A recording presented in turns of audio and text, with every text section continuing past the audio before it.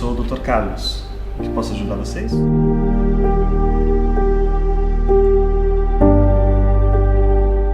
Queria ter essa certeza de que eu quero ser médica.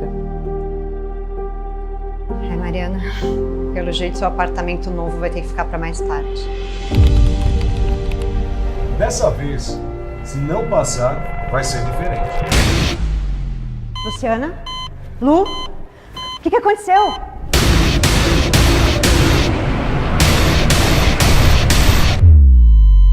Luísa, por favor, deixa eu conversar com elas. São as coisas mais importantes da sua avaliação. Você quer me contar o que aconteceu?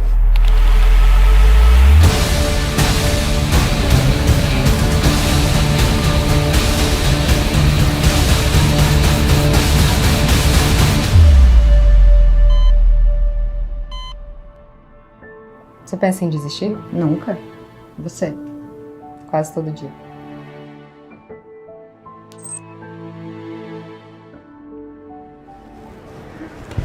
Oi, Oi, Com licença. eu sou a nova interna, a Luísa. Rúbia. Bem-vindo ao inferno.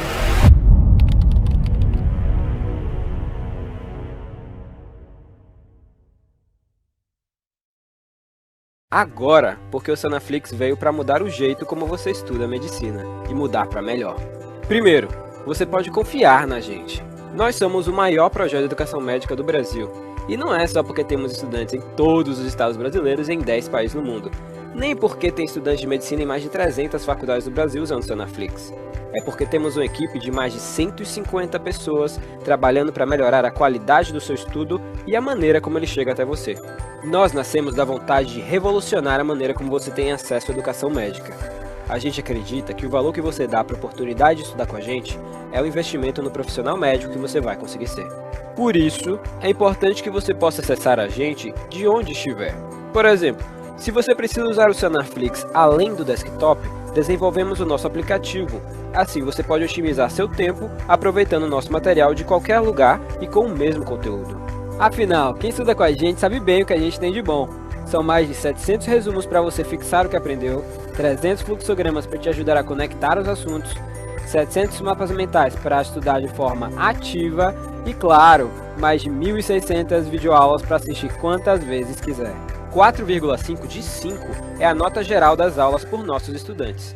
Elas são dinâmicas e objetivas e estão sempre melhores. Temos uma preocupação especial em aperfeiçoar a metodologia e a didática da nossa equipe de professores padrão USP. Eu acredito no Sanaflix e eu invisto meu tempo na preparação das aulas porque eu lembro de mim. Quando eu estava no 4º ano, eu tinha a disciplina da reumatologia que era muito difícil, eu quase bombei. Eu fico pensando, se eu tivesse a Aline para me explicar artrite reumatoide, com certeza aquela prova teria sido bem mais fácil. Quando eu comecei a entrar na área do ensino, eu ficava maravilhado, velho, eu consigo impactar positivamente na vida de diversas pessoas de uma vez só. O número de pessoas que eu estou impactando, velho, que eu estou ensinando e capacitando eles para que eles vão e na extremidade lá possam ajudar as pessoas e melhorar, sabe? E fazer um atendimento adequado, fazer um atendimento bem feito. Isso é sensacional, velho, isso é muito reconfortante. Estudar medicina não pode ser caro, tem que ser fácil. Aproveite nossos planos e assine agora. A partir de R$19,50 por mês você pode ter acesso a todo o conteúdo sem restrições. E se você ficou ainda na dúvida e quer fazer um teste, fique à vontade. Experimente o Sanaflix por 7 dias agora. Ei você estudante, já está sabendo da novidade? O Jaleco está de cara nova. A plataforma foi totalmente reformulada e está com um visual mais intuitivo e moderno. Com a página inicial mais organizada, você agora pode buscar por um assunto rapidamente e acessar o conteúdo por disciplinas, cursos, categorias, sistemas e vídeos, de forma simples e intuitiva. Também é possível continuar as videoaulas de onde parou e acompanhar melhor a produtividade dos seus estudos com um painel inteligente que contabiliza o conteúdo que você estudou. Além disso, o novo Jaleco tem o espaço Sala de Aula, para você fazer anotações em um caderno digital e acessar com mais facilidades os materiais extras, como os mapas mentais, resumos e e-books. Jaleco, a melhor plataforma para o estudante de medicina. Oferece agora uma experiência única para o seu estudo. Boa noite a todos, meu nome é Letícia Caldeira e sou presidente da Liga de Neurologia da Faculdade de Medicina de Barbacena. Ficamos muito felizes com o seu interesse em participar do nosso simpósio. Antes do início da palestra, gostaríamos de apresentar os nossos colaboradores. A Sarnaflix disponibiliza videoaulas focadas no seu aprendizado e a plataforma disponibiliza mapas mentais, questões comentadas, resumos e artigos para baixar e usar à vontade. Por isso, viabilizou para todos os inscritos o QR Code de acesso grátis por 15 dias, que foi disponibilizado no e-mail utilizado para inscrição, e também ficará disponível durante as palestras. Além disso, serão sorteadas no último dia de evento 3 assinaturas mensais e 2 assinaturas semestrais. A Médica é uma plataforma de preparação para a residência médica e revalidação de diploma, tendo a flexibilidade de estudar onde, como e quando quiser. Ela disponibilizará 8 livros para serem sorteados ao final do simpósio. O Jaleco, via plataforma ou aplicativo, é possível rever, revisar e reforçar o que se aprende em sala de aula por meio de conteúdos dinâmicos e didáticos. Assim, o Jaleco disponibilizará o sorteio de 4 assinaturas mensais na plataforma. A Mediaula disponibilizará para sorteio 2 apostilas, sendo 1 para cada ganhador, e 3 bolsas de 100% do curso de eletrocardiograma, incluindo aulas e apostilas ou o curso somente com 220 aulas do curso intensivo 2020. O aluno poderá escolher o que quer ganhar. No total, serão 3 ganhadores e 1 prêmio para cada ganhador. A ABLAN, Associação Brasileira das Ligas Acadêmicas de Medicina, que nos auxiliou para garantir a sua certificação no nosso simpósio. Para concorrer a todos esses prêmios, é necessário que você tenha seguido todas as regras escritas na postagem do nosso Instagram. Todos os sorteios serão realizados no dia 3 de agosto através de uma live. Em caso de dúvida, envie uma mensagem para o nosso direct, @laneubq. O formulário de presença ficará disponível nas descrições do vídeo do YouTube. Disponibilizaremos uma palavra-chave durante cada palestra e essa deverá ser utilizada para preencher o formulário, que será validado para o respectivo dia. Para garantir a emissão do seu certificado, é necessário ter preenchido, no mínimo, o formulário de presença de 3 dos 5 dias. O certificado será enviado para você dentro de 1 mês após o último dia de evento. Hoje teremos a ilustre palestra do Dr. Francisco Rabelo, que é médico formado pela Universidade Federal de Campina Grande, neurologista graduado pela FEMIG e graduado em Saúde da Família pela Universidade Federal Triângulo Mineiro. É mestre em Neurologia pela Universidade Federal Fluminense. O Dr. Francisco irá ministrar a aula Exame de Fundo de Olho, o que o clínico precisa saber, que terá aproximadamente 1 hora de duração. Todas as perguntas que surgirem ao assistir às aulas deverão ser feitas pelo Instagram através do direct. Essas serão respondidas 2 dias após serem disponibilizadas no YouTube e poderão ser realizadas enquanto as aulas estiverem disponíveis. Desejamos a todos uma boa aula. Boa tarde a todos que estão acompanhando este simpósio. Eu gostaria de agradecer à Liga Acadêmica de Neurologia da Faculdade de Medicina de Barbacena pelo convite. E eu vou apresentar um tema sobre fundoscopia direta normal, os princípios da técnica e as aplicações práticas na vida do médico, um foco no clínico generalista. Então, o programa da apresentação é uma breve explicação sobre a anatomia e a fisiologia básica, voltado principalmente para o nervo óptico, que é a estrutura mais nobre que nós vamos avaliar na fundoscopia. As indicações da oftalmoscopia para o clínico geral. A apresentação do aparelho propriamente dito, o oftalmoscópio direto. A técnica da fundoscopia propriamente dita, que será dividida em 5 passos didáticos. E, por fim, alguns exemplos práticos, imagens de como que é o fundo de olho normal, para vocês tomarem como base. Então, inicialmente, falando um pouco sobre anatomia e fisiologia, nós temos aqui nessa peça anatômica o bulbo ocular, né, os músculos extraoculares, a órbita, e aqui, essa estrutura cilíndrica posterior ao bulbo ocular é o nervo óptico. Essa estrutura cilíndrica aqui, ó, um pouco esbranquiçada. O nervo óptico ele é dividido didaticamente em 4 porções, de acordo com as regiões vizinhas a ele. Então, nós temos, por exemplo, a menor porção do nervo óptico é a porção intraocular, porque ela está dentro do bulbo ocular. Essa porção é a parte que nós vemos na oftalmoscopia direta, na fundoscopia. É o que a gente chama de cabeça do nervo óptico, ou seja, a parte mais distal, mais periférica do nervo óptico. E a porção que fica dentro da órbita, limitada pela órbita superior, inferiormente, lateralmente, é a porção intraorbital do nervo óptico. Depois que o nervo óptico entra no canal óptico, ele passa a ser denominado porção ou segmento intracanalicular do nervo óptico. Após a emergência do nervo óptico, entrando na porção intracraniana, nós temos a porção intracraniana do nervo óptico, e ele vai desembocar no quiasma óptico. Então, como nós sabemos, o sistema nervoso ele é composto por células excitáveis, que elas detectam mudanças no meio ambiente, externo ou interno, e elas são especializadas em reconhecer essas diferenças e essas mudanças e transmitir elas ao sistema nervoso central, qual é processar essa informação e interpretá-la, e, por vezes, ocasiona uma reação no organismo, né? Então, o nervo óptico, ele é especializado em conduzir aferentemente, ou seja, em direção ao sistema nervoso central, os estímulos visuais. Aqui nós temos uma imagem esquemática das estruturas do bulbo ocular, mostrando que, para que você visualize o fundo de olho, é preciso que os meios de condução eles estejam transparentes, ou seja, que a luz consiga passar, né, sem obstáculos, e que nós possamos visualizar o polo posterior da retina, que é essa região aqui, que eu aponto com a seta do mouse, né, com o cursor. Então, por exemplo, a luz tem que passar pela córnea, tem que ultrapassar aqui a íris, tem que passar pelo cristalino, entrar no humor vítreo, atravessar o humor vítreo, até chegar no fundo do olho, onde temos as estruturas observadas na fundoscopia.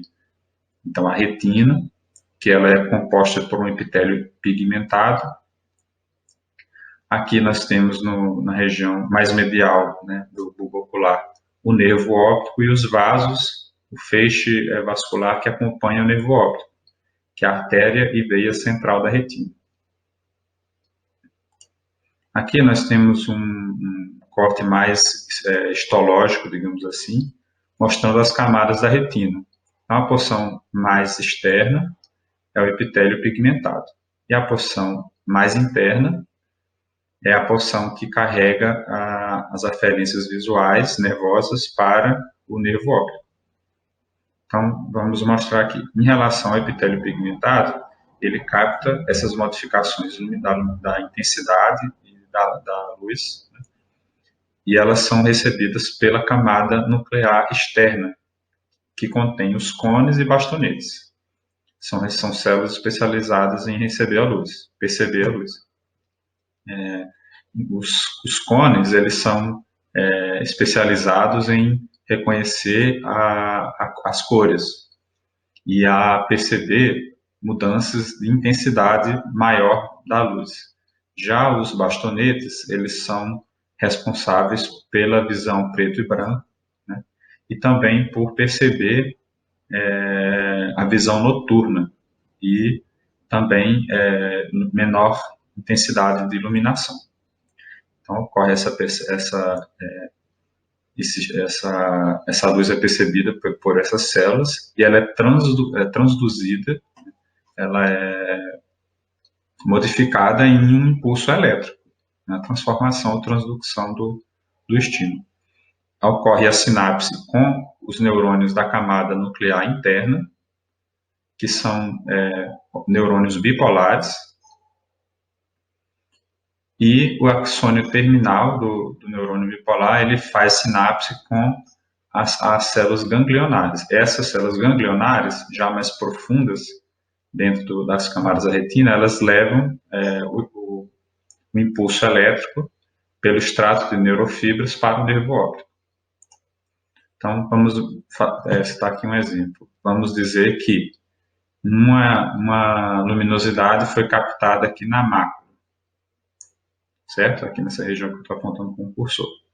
Então, vai passar por todas aquelas camadas da retina, o impulso luminoso, transduzido o impulso elétrico, carregando uma informação que vai ser conduzida aferentemente ao sistema nervoso central. Então, aqui foi captada essa luz e o impulso elétrico vai se seguir, né, por determinados estratos ou feixes nervosos em direção ao nervo óptico. O que eu quero dizer com isso? Qualquer impulso luminoso captado pelas células, pelos cones e bastonetes, eles em algum momento vão ser direcionados para o nervo óptico. Cada área da retina tem uma representação no nervo óptico e, consequentemente, no trato óptico, nas radiações ópticas e, propriamente dito, também no córtex visual, no lobo occipital. Então, por que isso é importante? Se eu destruir, por alguma patologia, fibras do arco superior da retina, isso vai causar uma perda visual análoga, né, nessa região representativa do nervo óptico. Então, nesse caso aqui, se você tiver lesão no arco superior da retina, você pode ter um defeito arqueado do campo visual. Quais são as indicações da oftalmoscopia? Então, todo paciente que apresenta um quadro de diminuição da acuidade visual, especialmente se essa perda de acuidade for aguda, podendo representar uma patologia neurológica, né? Ou mesmo oftalmológica também. Pacientes que têm doenças crônicas, especialmente quando elas têm mais de 10 anos de evolução, eles podem apresentar alterações da fundoscopia. Então, por exemplo, diabético, hipertenso, ele pode ter alterações do fundo de olho. Podem ser hemorragias, exudatos, atrofia, enfim, existem várias alterações. Paciente que apresenta déficits neurológicos focais, cefaleia, náusea e vômito, uma síndrome de hipertensão intracraniana, e você precisa avaliar se ele tem papiledema. A fundoscopia de olho é um exame à beira do leito, muito simples de ser feito, e que pode facilitar esse diagnóstico de hipertensão intracraniana. Existe uma boa correlação entre o papiledema e hipertensão intracraniana. Lembrando que papiledema e edema de papila, por mais que eles sejam utilizados como sinônimos, na maioria dos locais, né, o termo papiledema ele é restrito para o edema de papila causado por hipertensão intracraniana.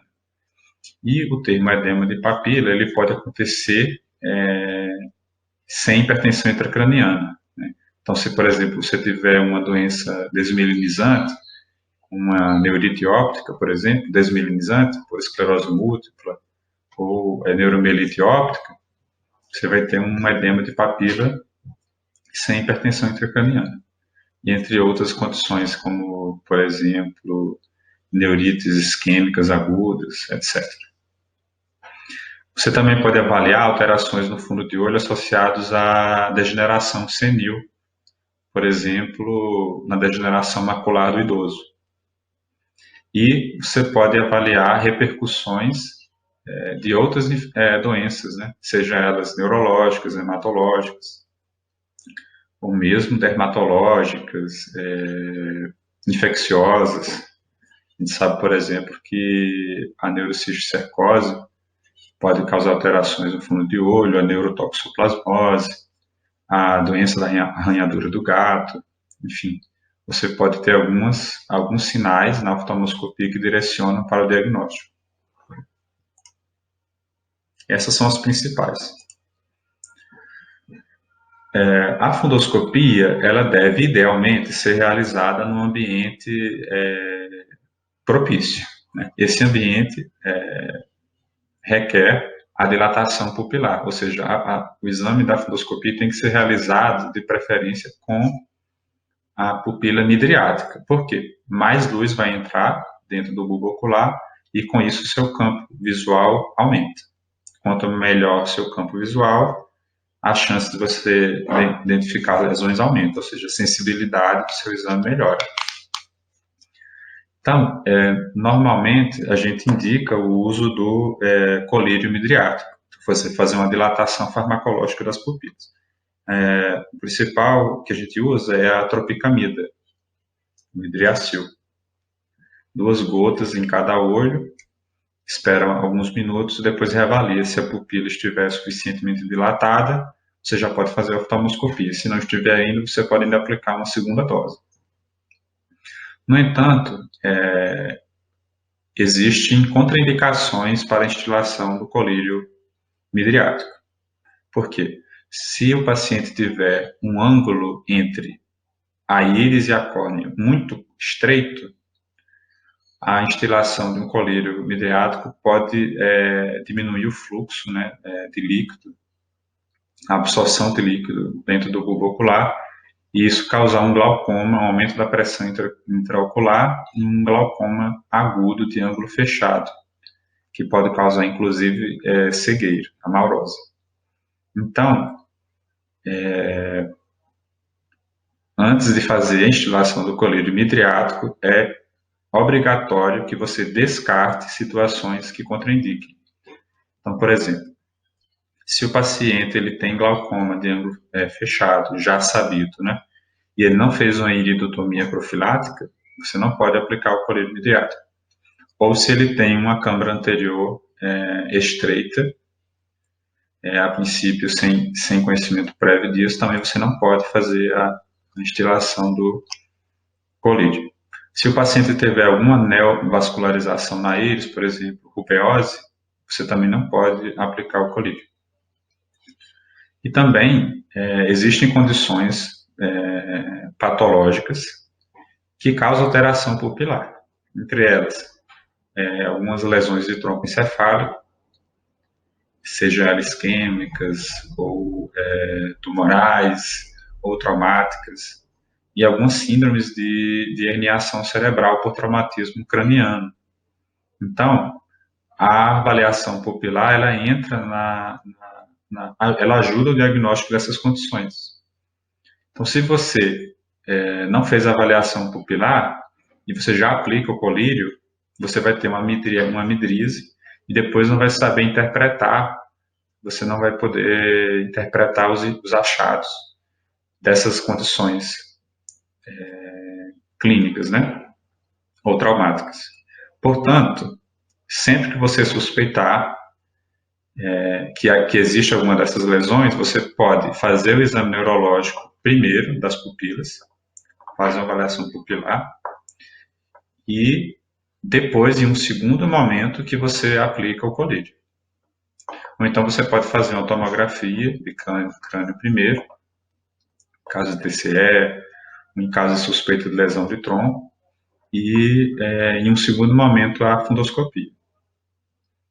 Mas não é recomendado aplicar o colírio antes da avaliação neurológica.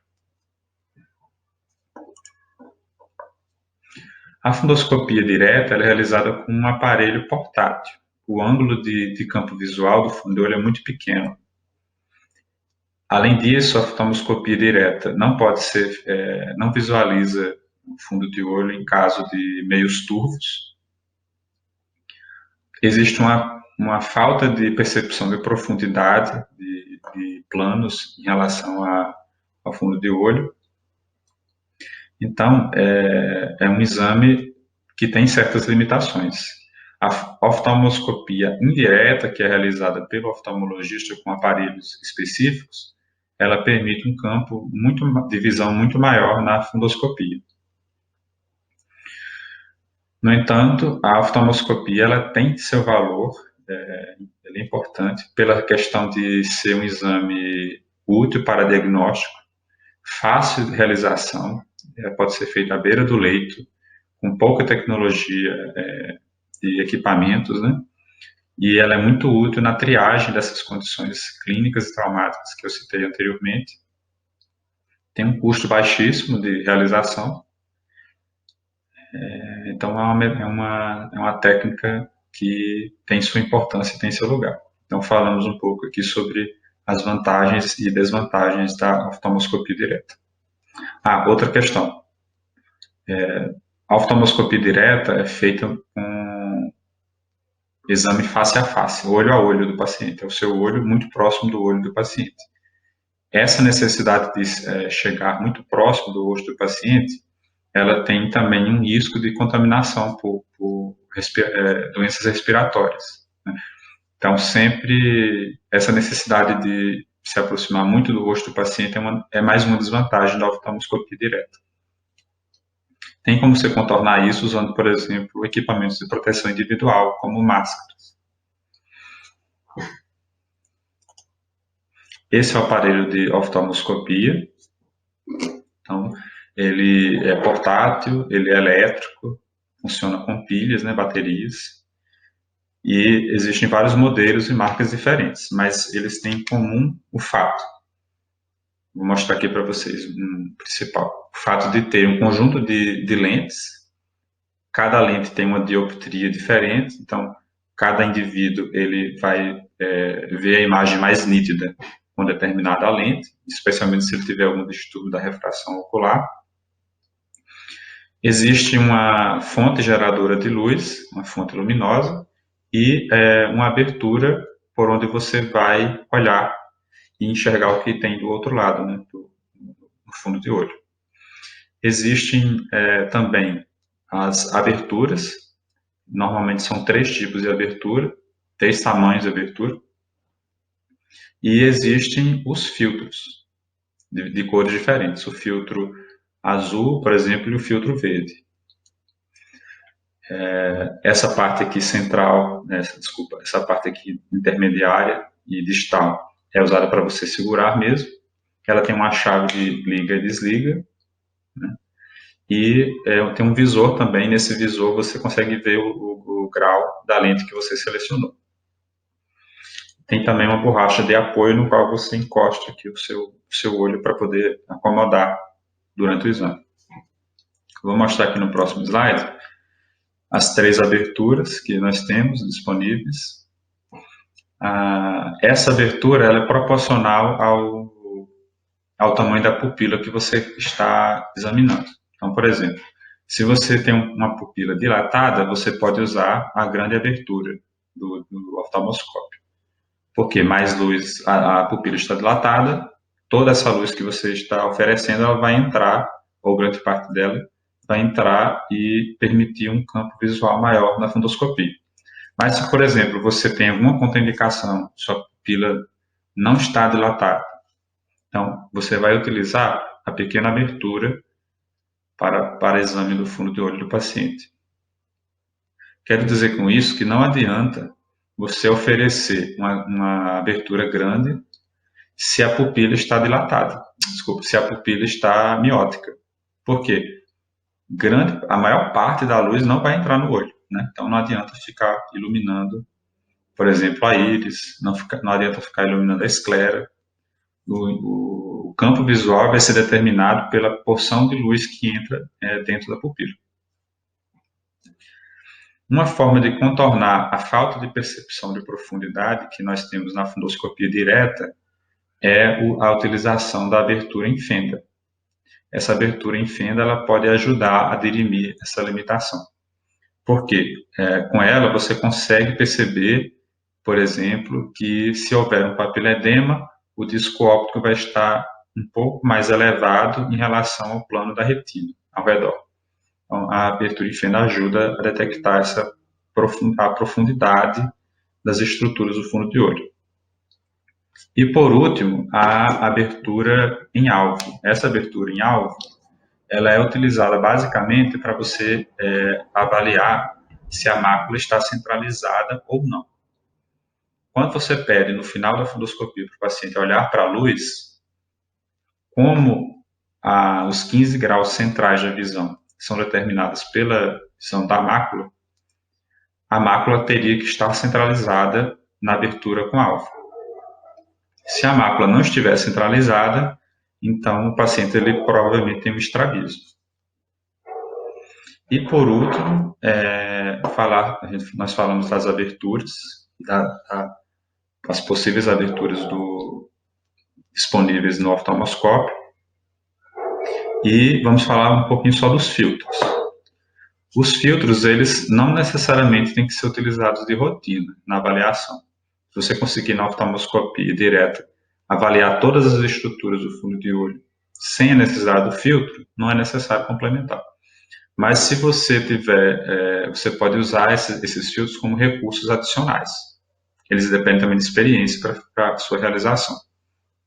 O filtro verde, ele é utilizado para visualizar os vasos e a fóvea. Então, ele facilita porque essas estruturas ficam mais visíveis quando você usa o filtro verde, os vasos e a fóvea. E o filtro azul, você vai detectar alterações pigmentadas com fluoresceína, certo? No entanto, hoje em dia nós já temos estudos complementares muito mais sensíveis para detectar alterações pigmentadas com fluoresceína, por exemplo, angiografia com fluoresceína. Portanto, essa técnica do uso do filtro azul para avaliar as alterações pigmentadas está em desuso. Isso aqui nós falamos, mas só mostrando o esquema do tamanho da pupila em relação ao tamanho da abertura do oftalmoscópio. Aqui nós temos à esquerda uma pupila midriática. Portanto, a abertura maior, a grande abertura do oftalmoscópio vai permitir que a maior parte dessa luz entre no bulbo ocular e, portanto, o ângulo de visualização no polo posterior da retina vai ser maior. Em relação se essa pupila aqui à direita está miótica ou pequena, a entrada de luz vai ser muito menor e o ângulo de visão no polo posterior da retina também, consequentemente, será menor.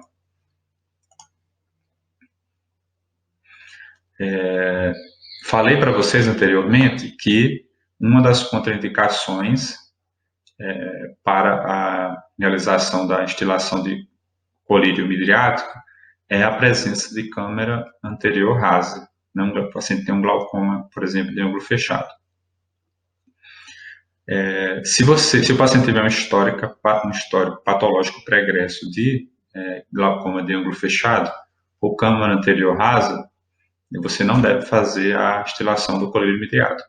Existe também, além desse histórico pessoal, a presença de fatores de risco para a câmara anterior rasa. Então, se o paciente tiver algum desses fatores de risco, o seu alarme fica mais atento.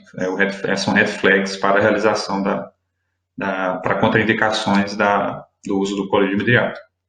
Entre eles, paciente com hipermetropia, pacientes com nanoftalmo, que é o globo ocular pequeno, história familiar de glaucoma agudo, mesmo que não seja histórico pessoal, mas histórico familiar, já aumenta o risco. Sexo feminino, paciente com idade avançada e paciente que faz uso de fármacos midriáticos. Então, por exemplo, fármacos que causam uma ação alfa-1 adrenérgica ou têm efeitos colaterais anticolinérgicos. Então, por exemplo, o paciente faz uso de um antipsicótico ou ele faz uso de um antidepressivo tricíclico que causa efeito anticolinérgico e aí ele pode ter esse uso dessas medicações é um fator de risco para a câmara anterior rasa, especialmente o uso crônico.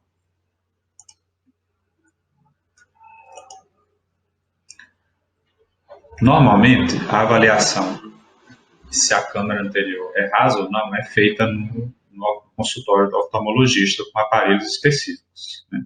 Especialmente o aparelho de lâmina em fenda, iluminação em fenda. No entanto, nem sempre é acessível a realização desse exame, esse encaminhamento para o oftalmologista. Então, existe uma boa correlação entre a avaliação do oftalmologista e a realização desse teste à beira do leito, que é a iluminação do globo ocular perpendicular ao eixo axial. Então, vou explicar para vocês como é que funciona esse teste. Você pede para o paciente olhar na posição neutra, posição axial, para frente, né, mirando um objeto distante, em direção ao infinito, e você faz uma estimulação com a lanterna 90 graus em relação àquele globo ocular.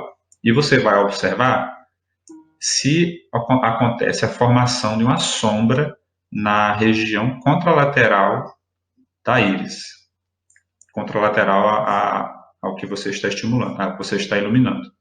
Então, aqui em cima nós vemos que não se forma uma sombra nessa região contralateral à área estimulada.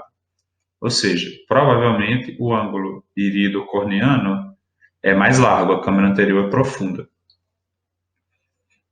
Se ocorre a formação de uma sombra em lua crescente contralateral à região que você está iluminando, provavelmente essa penumbra se formou porque o ângulo entre a córnea e a íris é pequeno.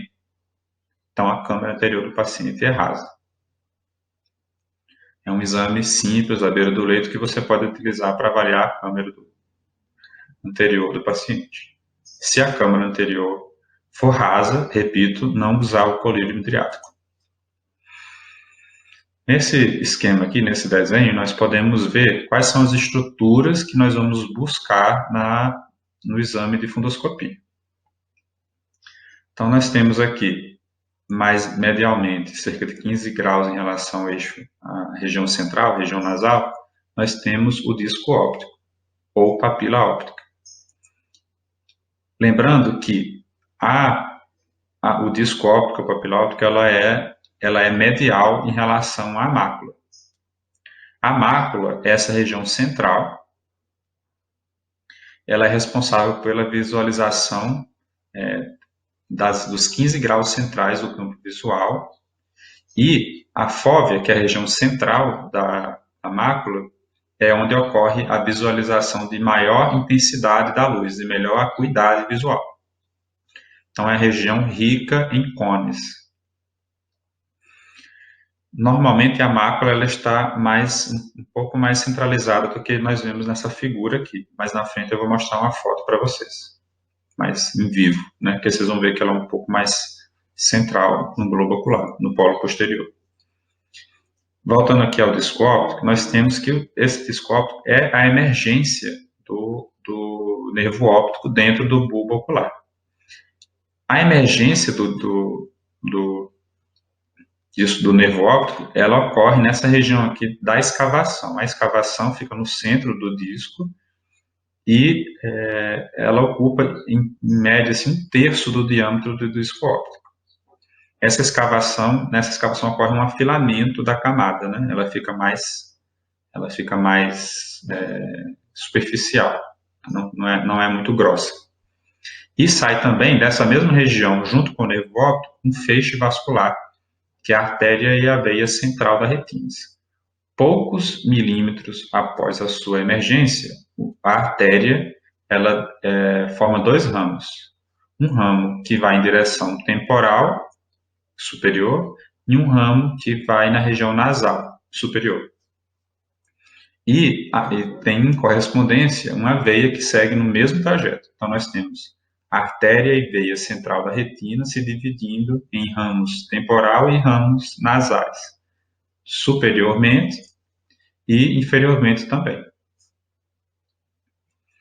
Nesse campo aqui à esquerda, nós visualizamos o campo visual em 360 graus. É o que se verifica, se examina com a oftalmoscopia indireta.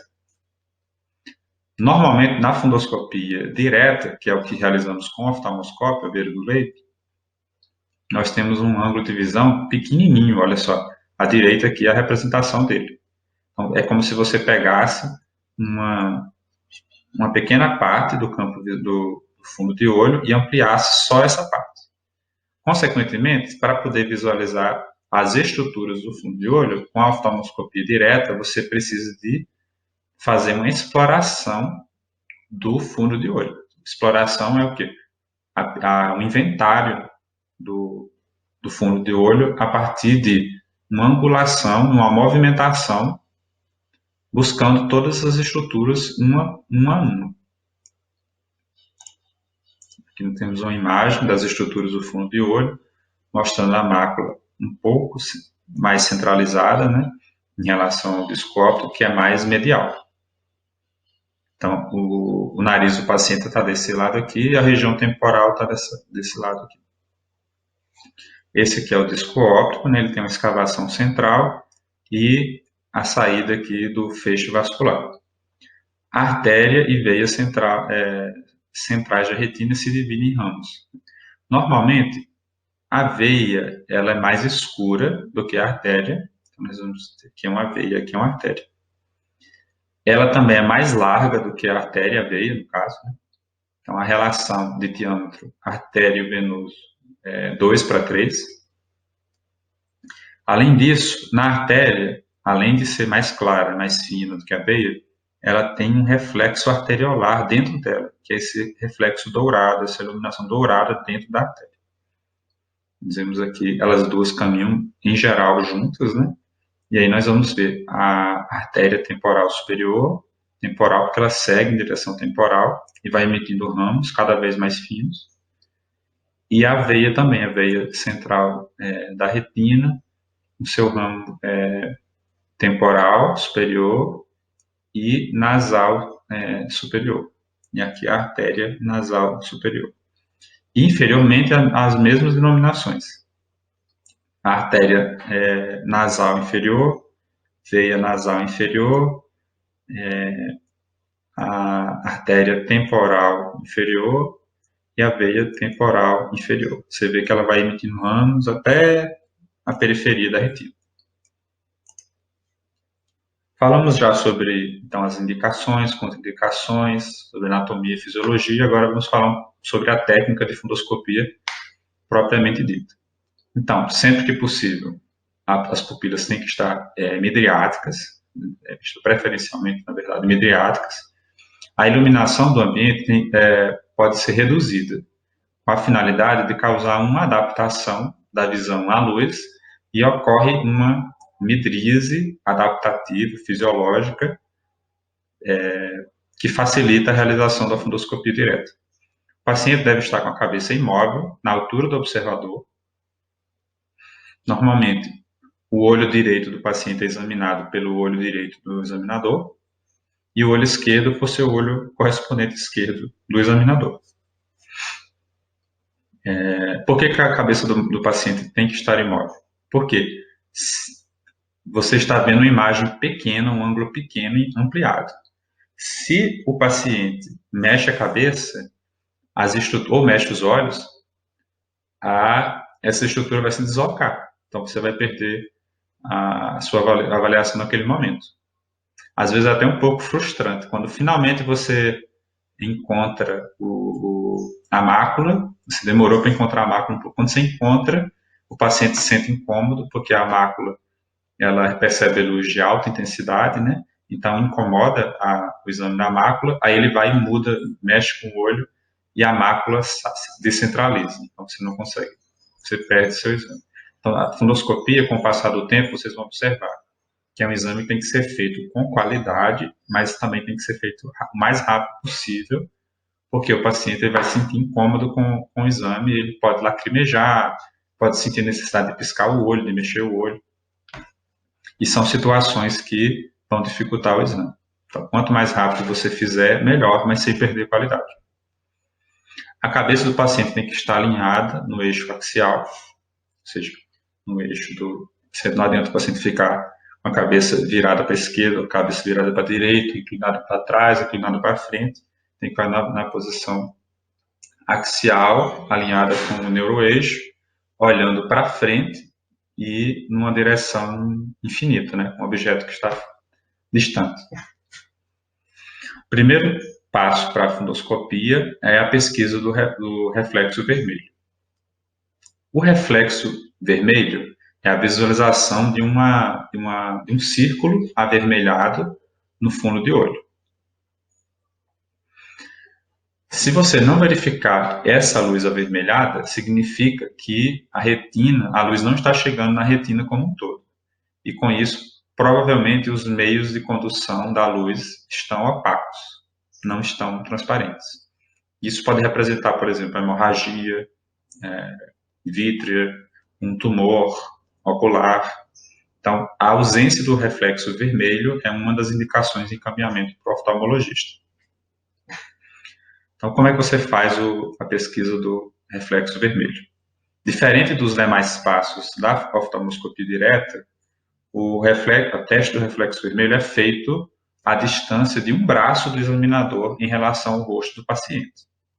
E ele é realizado com os dois olhos sendo iluminados ao mesmo tempo.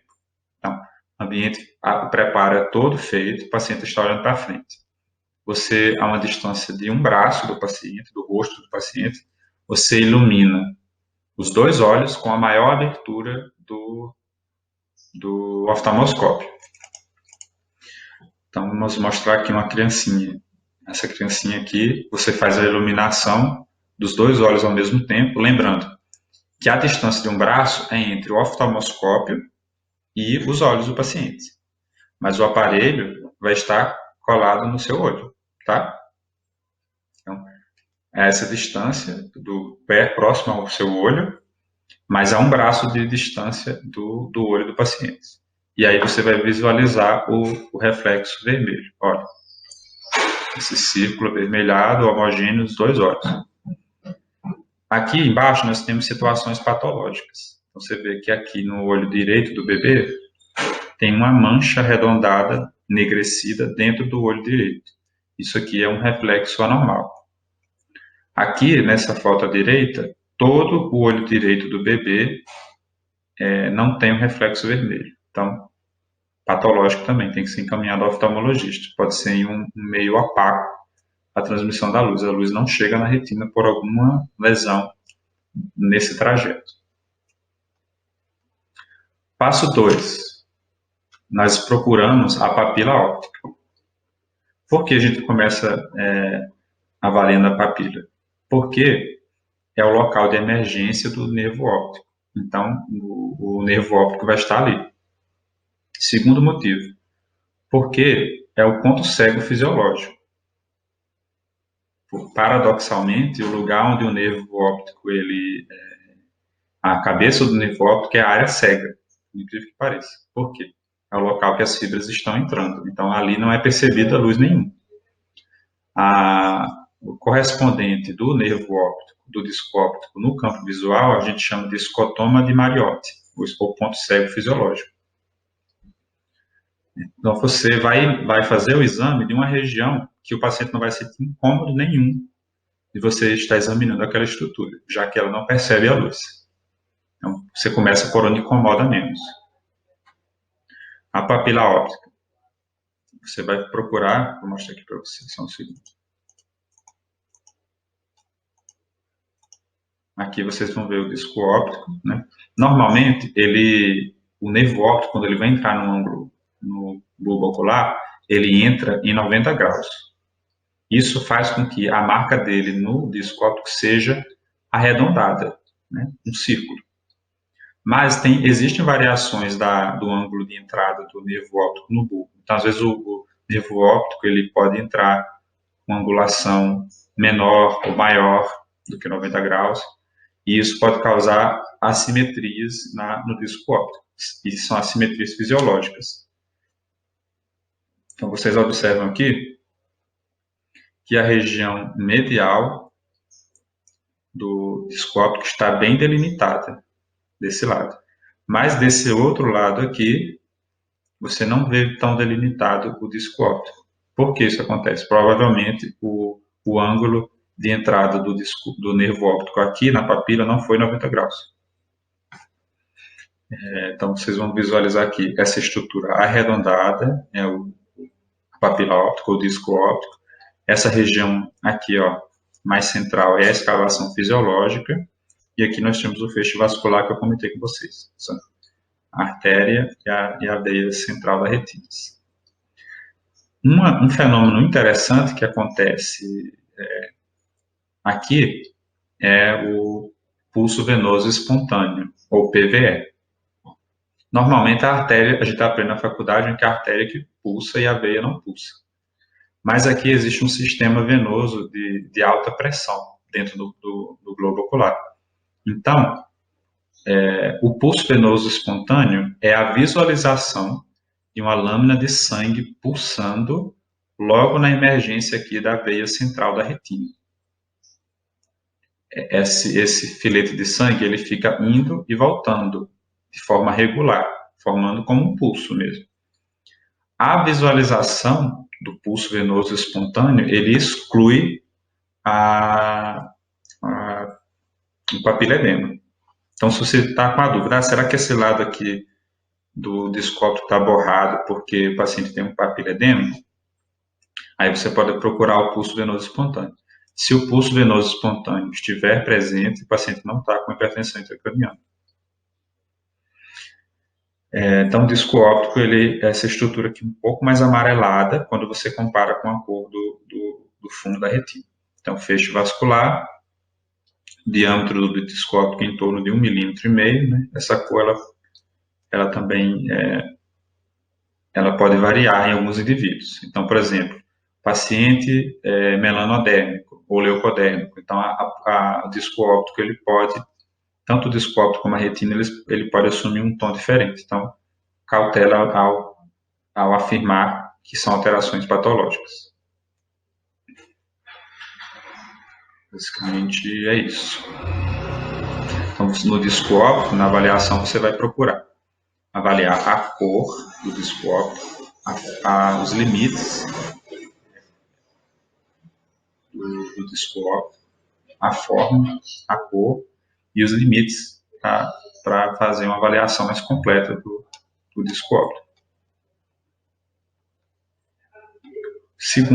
Terceiro passo, você vai avaliar os vasos sanguíneos. Quando você faz a oftalmoscopia, você termina o passo 1, você avaliou o reflexo vermelho, você vai aproximando sua cabeça do olho do paciente, até você visualizar a primeira estrutura do fundo de olho. Provavelmente o que você vai ver vai ser ou retina ou vaso, porque a maior parte do fundo de olho é retina e vaso. Se isso acontecer, você pode começar, na verdade, pelo passo 3. Por quê? Você vai estar vendo primeiramente o vaso, não o disco óptico. O que é que você vai fazer, então, para chegar até o disco óptico? Você vai seguindo a artéria, aquele vaso que você viu, você vai seguindo ele na região medial, porque todos esses vasos, em última instância, eles vão ser originários, eles vão sair da escavação do nervo óptico, então, do disco óptico. Então, se você for aproximando esse vaso, acompanhando o trajeto desse vaso até a região medial, você vai achar a papila óptica. Isso que é o legal, porque você tem um referencial anatômico para seguir. Então, os vasos, você vai procurar aqueles fatores que eu expliquei anteriormente. Identificar os vasos, seus ramos, a relação de diâmetro entre artéria e veia, a pesquisa do reflexo arteriolar. Você vai avaliar se ocorre hemorragia, se ocorre aneurismas, enfim, qualquer alteração dos vasos, a tortuosidade dos vasos, né? Mas, como eu falei, o foco da aula não é a patologia, aqui estamos aprendendo a fundoscopia normal primeiro. O passo 4, você vai avaliar a retina, especialmente a coloração da retina, que é um pouco mais arroseada, avermelhadinha, e a uniformidade. Normalmente a retina ela é brilhosa e ela é uniforme, não tem a formação de estruturas heterogêneas, não. E, por último, você vai avaliar a mácula do paciente. Então, você pede para o paciente olhar para a luz. Quando você pede isso, a mácula vai ficar centralizada no fundo de olho. E aí você vai pesquisar e vai observar a mácula. Quando você coloca a abertura em alvo, você consegue visualizar a fóvea dentro da mácula. Então, olha só, isso aqui é a mácula. Outra coisa também, pessoal, como a gente viu lá nas desvantagens da oftalmoscopia, esse exame ele permite a visualização apenas de um pequeno ângulo do fundo de olho. Então, como é que você vai estudar as porções mais periféricas da retina. Você vai pedir para o paciente fazer algumas manobras. Essas manobras buscam que o globo ocular do paciente se reposicione para você estudar áreas de interesse. Então, quando o paciente está olhando para frente, como você vê no desenho da esquerda aqui, superior, você está vendo diretamente o polo posterior.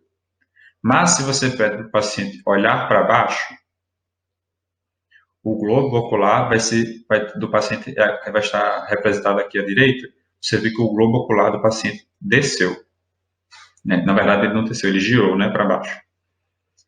E isso expõe a área da retina inferior, que ela estava aqui. Quando o globo ocular girou para baixo, ela sobe para ficar dentro do seu campo de visualização.